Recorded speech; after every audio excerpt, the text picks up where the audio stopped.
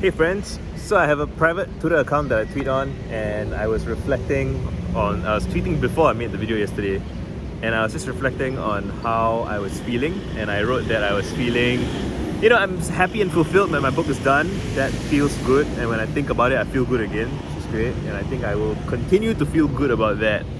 I think the good feelings, I don't think I've hit the peak on the good feelings. I think, have I? It's interesting just to think about. It's interesting just to make sense of how the feelings work. In that there's the immediate peak feeling, right? And I remember being so happy like a couple of days in. So not immediately. So immediately I felt relief. And then a sense of happiness came a little bit later. And like maybe about 4 or 5 days later, I remember I was smiling all the time. It was wonderful. And I can kind of approach that state a little bit. When I look at my tattoo, I feel it a little bit. But there's also anger and frustration, not despair. So despair was before I published, and I felt like it wasn't going to happen, and I was just anxious and worried. But micro despair maybe. Feelings are so textured and nuanced and hard to grasp. Like you really have to sit with them and let them tell you what they are, in a sense, right?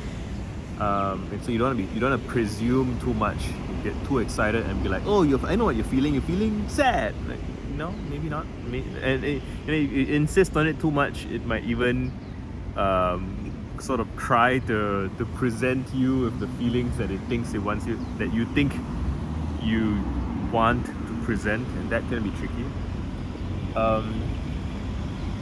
What am I feeling? I feel good right now, and so I recognize that I was feeling kind of weird, slightly shitty in some ways, at the same time while feeling good about just everything else other than my book, right? So my book, to work on my book, I had to like tunnel vision, focus on the book for 3 years, and so I wasn't really paying very much attention to everything else that was going on in my life. So my sleep fell off a cliff, my diet, my nutrition, my relationships with people around me that I cared about, my wife, my friends. Like I was so into the book, and I was so kind of being done with the book made the rest of my life kind of come back to me, and not all of it was pretty, right? Some of it pretty messy, chaotic. It's just stuff that I'm not happy about, right? Like just how shit's going. And I mean, the good thing is I get to face it, I get to address it, I get to fix it. These are all things that I talked about in the book. So, so there's a bunch of writing that I want to do that is unrelated to introspect, and I think I probably talked about this yesterday. So I'm working on a Substack. I want to blog, doing consulting. These are the things that are kind of occupying my mind right now.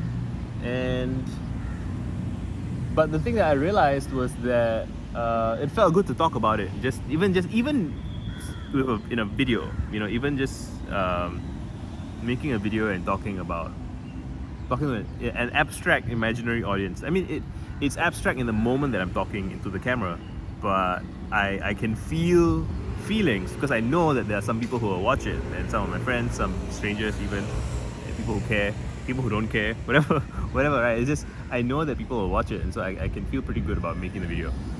And I guess I should take a moment to realize that what I'm doing right now, as a guy sitting on a bench, holding a camera, holding my phone, talking to my phone, this is something that about 3 years ago I could have done, but I did not, because I would have felt that it was awkward or strange or weird, and I didn't feel comfortable doing that.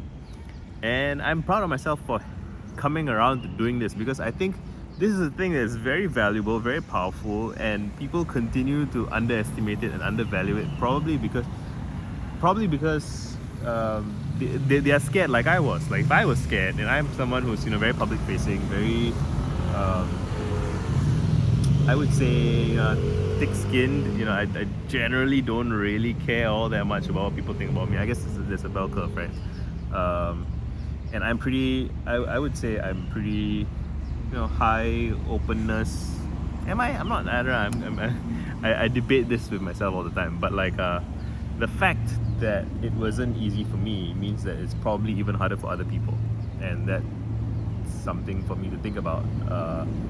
That I think I can contribute to the world or to my friends or just in general by being open and being just demonstrating how things can be, which is fun.